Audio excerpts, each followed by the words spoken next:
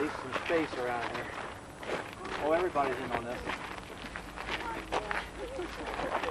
You're in on this game too. In the old days, they had ice skating here.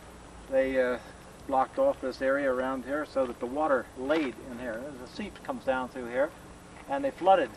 Just made just a few inches deep all over here, and it froze solid. Just made a nice little skating rink here in the wintertime for folks to come.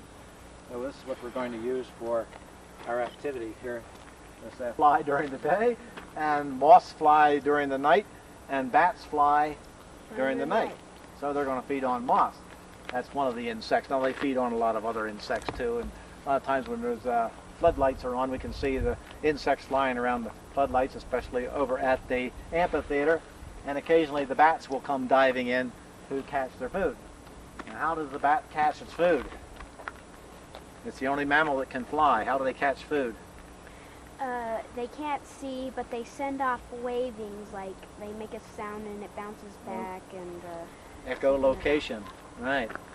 Okay, can bats see? Do they have eyes? You think a bat can see?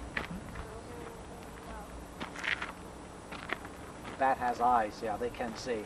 Little eyes.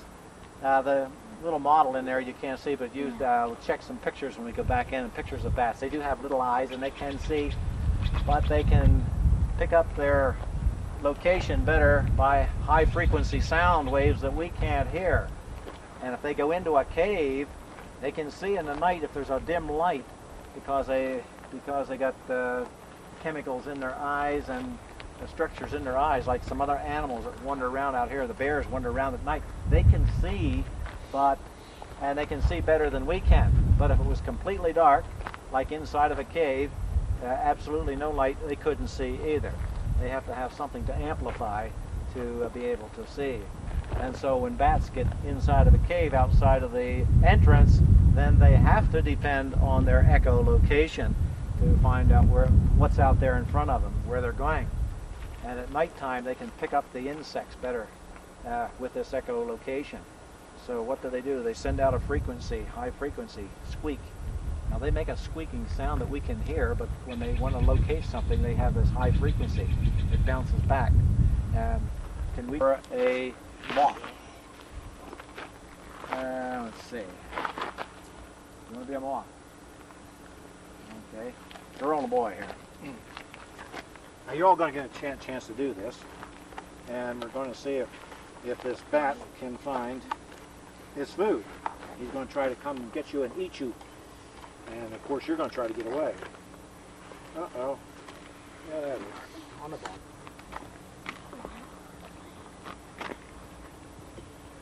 Around so you don't know where you are. Okay, now there's a bat. Now, you try to find the moth inside the circle. Try to find your food. And the moth is going to try to get away from you. What if I hit somebody out of the circle? Well, just don't run too fast. If you get out you hit the circle, we'll push you back in. I can hear footsteps. Oh, I can really hear.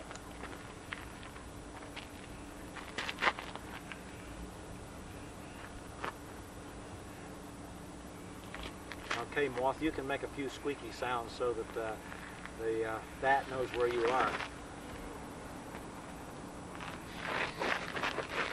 Snap your bubble gum or something. Make some squeaky sounds.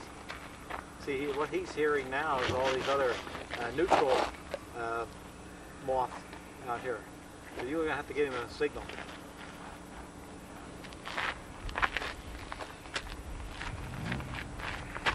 Say boo or something so he can get an idea where you are. Then you woo, woo, woo, woo, woo.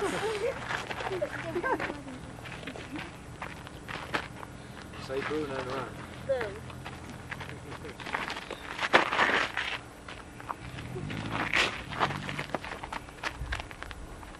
Get your arms out there so you can catch this. Or get your wings out there. Gotcha. Okay, you're good bat. Yep, yep. Okay, we need another bat. Oh. Play with everybody. One bat has to get everything. You want more than one bat? No. Yeah, a vicious animal there. So everybody else can see what you are, but you can't see what you are. Okay, and need a couple more. How about you? Do you know what you are? Who has to have a buddy? Two of you working together. So pick out your friend here, and so we have two that are working together. Okay, you have a friend? Okay. Now, two more. Yeah, you're going to have to do some writing. You have to have a pencil, paper, and something to write on. You need a pencil. Okay. You find a friend. Now the next fellow there to you, he'll help you. Whether it has a big teeth or big eyes or flies at night, it has to have wings, fly through the air. So you have to design this animal, and you have to have a name for this animal. You can call it a long-tailed hooch magooch, or a golden mantle ding-a-ling, or a ding-a-ling-a-roo, or whatever you want to call it. Or a million parts.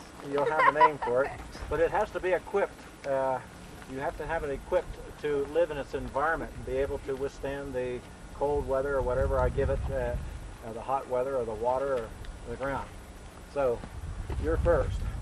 Your animal lives in the alpine life zone, way up in the mountains in the ice and snow, and it lives on icicles. It eats icicles and snow cones. So you just pick out a place where you can. So you're supposed to draw this I'll be up on a rock. Yeah, you have to draw this. And let's see, you're next. Okay, your animal lives underground, and it has to burrow through the ground, and it eats tree roots and worms. Your animal flies through the air, and it eats airplanes. Hey, you want to give it a name? And it flies high in the air. Let's see. Your animal lives in the water, and it has to catch fish. It lives specifically on fish, and stays in the water. Now, your animal lives out in the desert. It's out there where it's hot, and it lives on cactus. It eats cactus. Now, let's see. Are you the next? Is there two groups? You're all together. No, these two are together. Oh, so we have two more groups. Okay.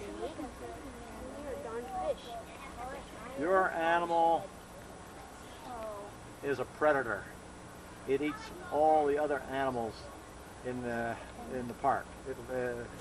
Not particular. It's omnivorous. It'll eat plants and animals, and it's so big that it has a very slow getting around. So it has to be able to catch these animals and other animals in some way, so it can live. Your animal. Make it easy. This is a challenge for me. Well, let's see. Your animal lives along the edge of the water, and it catches things that travel along the edge of the rivers and along the edge of the lakes. And so it might have to eat some seashells, or it may have to eat bullfrogs, or even insects that live along the water. Okay.